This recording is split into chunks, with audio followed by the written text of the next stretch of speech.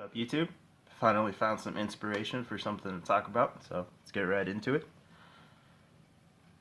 Most of us are familiar with the concept in the Matrix, whether we've seen the movie or not, but I think most of us have, of us being a battery to power this system, this matrix, this construct. Because even if you don't look at it as the matrix, if you look at things on a simple capitalistic level, then capitalistic is even a word. If you look at things under capitalism, the working class, the people on the bottom, the labor force, they're the batteries that without them the whole system would crumble. What's the saying? Like, you can't build a house on like a shaky foundation, or a house built on a shaky foundation is destined to eventually fall. And even if that's not a saying and I'm making that up, it's logical. So in regards to that, I want to speak on a few things and then get to a larger point of why the Matrix isn't potentially just a trap or simply something to exit. So I'm very wary of anything that tries to ensnare or capture us on our journey of waking up or finding truth, seeking the answers that we're seeking, that tells us that we need to wait for some external catalyst. There's a ton of different examples, and I think most of us would think of, like, say, Jesus, the Messiah, coming again. But to bring it to, like, the New Age, we're told to wait on this ascension wave, this wave of consciousness that's going to blow through and just change everything. Or we're waiting on this external thing that's going to take us to another place, or we're waiting on the UFOs and yada yada yada. I don't really get down with most of those anymore, actually any of those. But not to say that I completely write off everything New Age, because there are tons of videos that have the very explicit message that we are conscious creators and there's nothing to wait for, that we are what we're waiting for. And I think that that is basically true, in the sense that the way I look at things under duality, that I've meditated on them, is that things are defined, not just defined, but that things share some type of intimate relation with what we would call their opposites. That I feel those points are closer and more related than things that we would say are related, in the sense of, if I wanted to describe that something was small to you, I could call it small, I could call it little, I could call it tiny. Those words are synonymous, they have things in common, but they're easily interchangeable. If I take one out and I put one in its place, you're not losing anything in my point being communicated. However, if I were to describe that something was small to you and you had no notion, no definition, no concept of something being big or large, then what am I really saying to you? I'm just gibberish. It doesn't make any sense. What's small? And then I try to explain it, and because we use these words that operate off of us having an inherent, already pre-established concept of something else, it's like, I feel that those words are more like twins, whereas synonyms are more like good friends or cousins or something. Like, sure, they're related, but it's not as strong.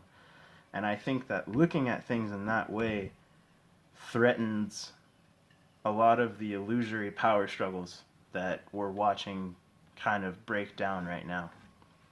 And what does that mean? Meaning that if we look at things as their inverse, if we are batteries and we're feeding the matrix, then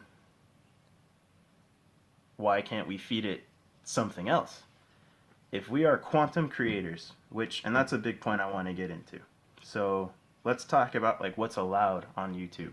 And when I say what's allowed on YouTube, it means that over the past few months we've clearly been shown that whether they want to flag things or simply take it down and deal with the flag later of, there was no justification to take this down, YouTube does not give a fuck about what they limit to the access of all of us. So I don't see me being a threat, because I get like maybe 20 views at most, 40 views on a video, or 600 if I write Mandela effect in the tag. But I'm not a threat to these things because so few people are watching my stuff. But say somebody who's got thousands and thousands, like a Richie from Boston, his videos are allowed. Quantum of Conscience, his videos are allowed. And I'm not saying that these people are all sellouts or anything like that. What I'm trying to communicate is that these pretend masters, the pretend elite, they want us to think on some of these things. They are comfortable with us thinking on some of these things. Now,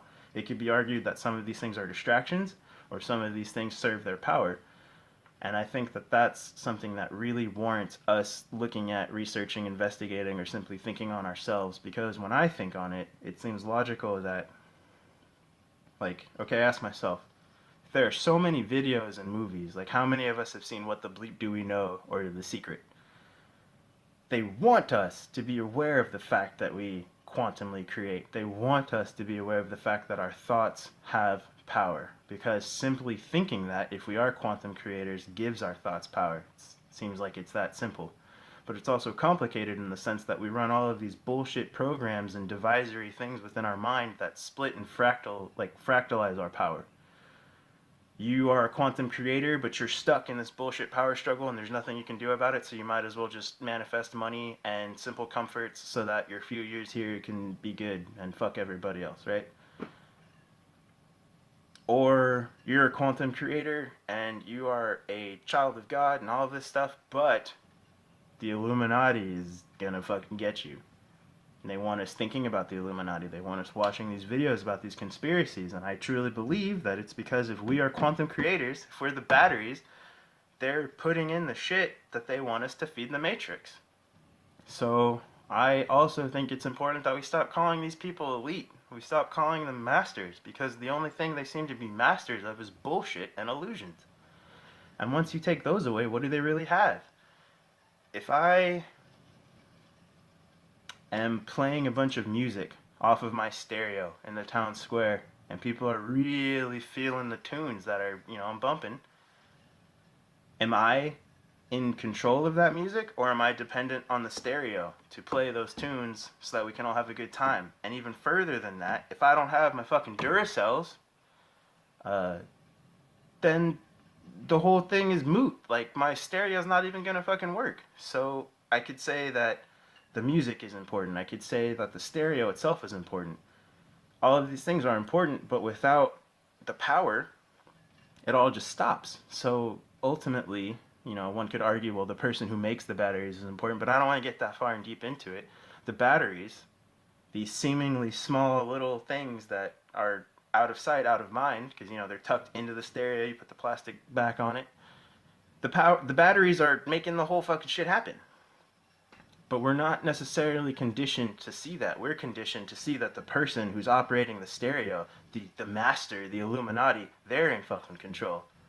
But if the batteries are conscious and can walk around and say, fuck you, we don't want to do this anymore, we're not going to power the stereo, or if they have a mastery over what they have inside and you put them in the stereo and they say, I'm not giving any power to this, your music completely stops.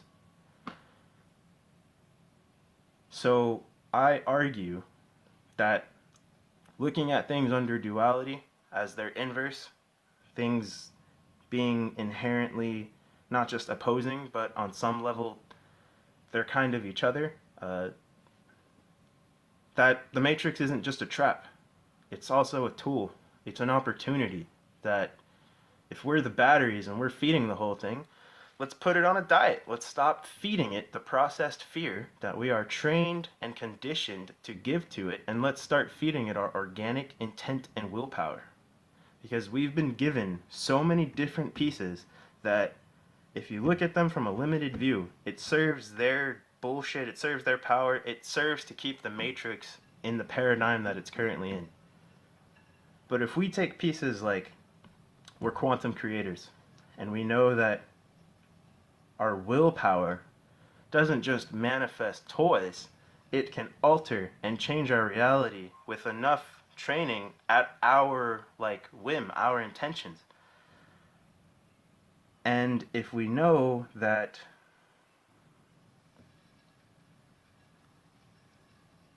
there's no point in even spelling all that out. It's just so simple. The Matrix is feeding off of us because of what we are subconsciously feeding it. So let's consciously feed it something else. I could get into so many examples of why I feel this is true or how to back this up, but I truly don't think that the people watching my videos need that stuff spelled out for you. You are aware of so many things, and it's time for us to own it, you know? I've watched so many of these videos that say the words, "We are the change we're waiting for," and it's like that's really great from a kind of bland, broad perspective, and even the more I tangibly can get up behind it, it's like, okay, I understand this, but now I feel like, okay, if there is some wave of consciousness, then we're it. We're simultaneously riding the wave of consciousness because we're waking up, and we all know it's, we're sharing information, we're sharing ideas, we're ping-ponging them off of each other, and collectively we are riding the wave because uh, we're all giving to it, we're all feeding that wave, but we are it because it's us. It's so hard for me to try to explain these things because they're energetic, they're esoteric, and our language is designed to like bind and blind us. But, and I feel like I'm just going to start repeating myself, so I'm going to end this soon. But we are that wave of consciousness. We are the control. They have us pimped out so that we are consciously and subconsciously affecting our reality.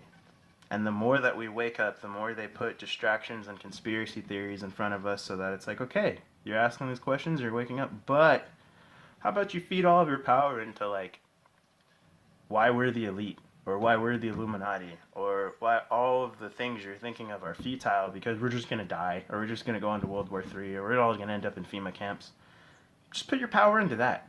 Don't, under any circumstances, put your power towards, we don't have to do this shit anymore. And it's that simple. Don't put your power into taking time out of your day to envision a world that's ideal for you and then saying, you know what, I'm going to wake up in this tomorrow.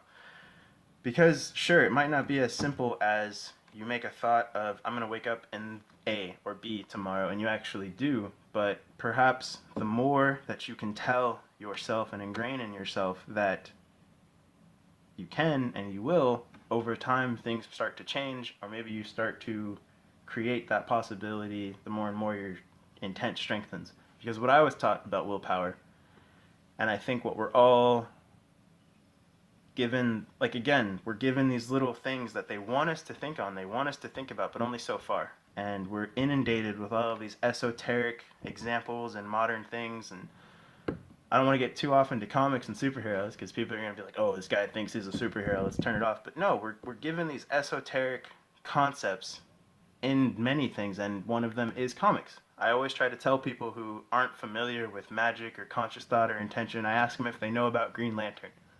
And if they say yes, I say, well, you already know how willpower works. Because if you're unfamiliar with Green Lantern, he's a comic book hero, yada, yada, yada. But he has a ring that operates off of his willpower. And his willpower is as strong as he allows it to be. Meaning that if you put limitations on yourself and you say you can't do something, don't be surprised when it doesn't fucking happen. But if you can put all of your willpower, which is really hard, and there's a reason that there are monks sitting on a mountain away from all these distractions and trying to get away from as much of the electrical signals as they can, because you've got so many different factors and just all of the things that we're trained to think in our brain that we're small, that things are pointless. They've basically what I'm trying to say is your willpower is strong as you can allow it to be, but don't be surprised if you can't just make something happen because we're running so many different constructs and programs that we've been trained to hold ourselves that belittle our power. That I truly think that until we figure out how to just up and boom, we're awake, it's done, it's going to be a process, it's going to be a struggle. And just because it doesn't immediately come to fruition, don't give up. Like you're going to see progress and you're going to, and even if say you didn't per se, it's better than doing nothing or just keep doing the same thing because what is it? Insanity is doing the same thing and expecting the different results. And it's like they want all of us insane. They want us to think that it's just going to be a new wave. If it's not Jesus, it's the ascension wave. If it's not the ascension wave, it's 5D. If it's not 5D, it's aliens. If it's not aliens, it's angels. If it's not angels, and maybe to a degree, some of those things are real or are a factor in this, but regardless of whether or not anything is true, on all of those other things. We are being told that we are a battery that feeds this entire fucking thing. So if there was any one catalyst or one big hurrah or one thing to put all of our chips on, which I don't think we should do, but if we were going to put all of our chips on something, it's on changing the batteries, which is us. So again, let's stop feeding it what they want us to feed it, and let's feed it something else and see if fucking something happens or this changes, because on some level, the simple fact that we are able to see such beautiful changes in the world, to jump on this wave of ascension and light and love and all of these things, like, we've all had our own experiences. We're all here for a reason. It's not like we're just making this shit up. And I argue that all of these things have been allowed to happen because people have already been consciously taking back their power. And that is growing. And the more it grows, the more we're going to see those changes. So don't be afraid to let yourself partake in it. Don't be afraid to say, you know what, whether or not there is a creator or a mother and father or some benevolent thing that we are connected to looking down on us, there's no shame in saying, well, let's exercise our power instead of waiting for it or for asking permission. Let's use our power to change what we can for ourselves. Because, you know, it's really easy to look at the sheep or the people who are asleep or NPCs, you know, and say that, like, they're the problem or we need to wait for them to wake up. But one of the thoughts that I've been sitting on and having is, perhaps a lot of those people, whether we are different on some level or we're the same, they are at the mercy of those who would change their environment, those who would control their environment. Meaning, if you're the type of person who says that all of this stuff is bullshit, I just need to go to work and handle my stuff, and there's nothing wrong with that. It's respectable in my opinion. Because people have to do shit. We gotta pay bills, we gotta take care of our families. You are at the mercy of people who do dabble in these things, which those of us into conspiracy theory, we've all thought that, oh, it's only the Illuminati who are into these things. They have these secret initiatory fucking practices and they have all the knowledge and we need the knowledge. Well, if their knowledge is simply that they need to put us in a position where we enslave ourselves, that they're not even in real control of that it's just this deceptive, crazy illusion in which, if the Matrix is a prison, we are creating the bars and we're placing them all around us with our conscious thought. So let's take them down. Or even if we don't take them down and we keep the construct of the Matrix, let's turn it into something else that works for us.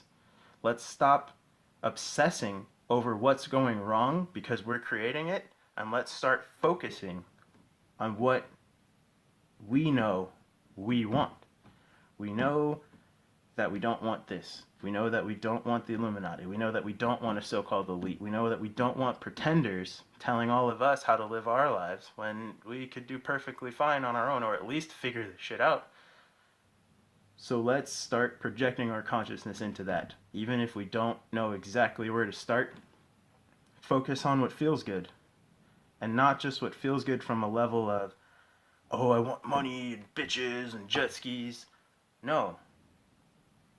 Whether you want to call it abundance or understanding or clarity, or each person being able to walk into their divine heritage, their power, whatever you want to call those things, let's step into that. Let's stop feeding the Matrix the processed fear that we have been conditioned to create, and let's feed it that organic intent and willpower. And notice that I didn't say love, because I feel that love is so incredibly important. But I also feel that maybe, perhaps on some level, love is just another part of this duality thing. Because love and hate are like that. So maybe we need to transcend both and go into something more, something deeper. Stop using these things that are defined off of their opposites, which in my opinion are the same thing. That when you get above them, you can understand them in a way that's like, you don't see them as two halves, you see them as a whole. And I don't know completely what that world looks like because we don't live in it. But I know that we can consciously create it, or we can create another one. But regardless, let's stop doing the same shit that we've been doing, because the pretenders are the insane ones, not us. And I really want to speak to that last point. The pretenders are the insane ones. Because to say that, oh, we're going to run these power struggles and we're going to keep these batteries asleep. We're going to keep these fractals of the God, creator of source, whatever. We're going to keep them asleep and we're going to let them turn this thing into a prison instead of whatever it was before, whatever it could be. And we're just going to control it.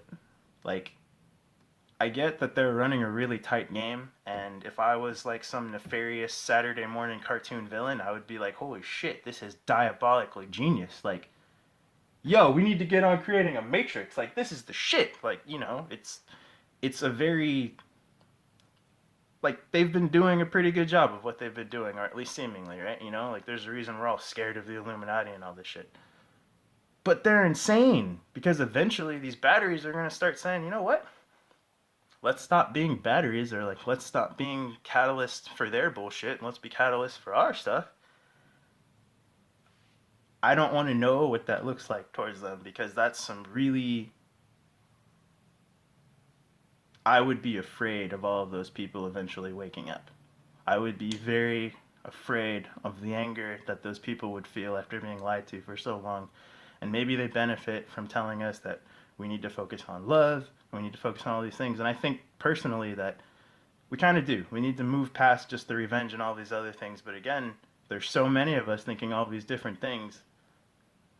I don't want to get too into that and try and tell people like they need to go do something violent or whatever, because that's not my message. I'm simply trying to say we're not the insane ones for believing in this process and trying to wake up. They're the insane ones for trying to keep us asleep, because you can't do that forever. So have a beautiful day. Thanks for listening, and I'll check you next time.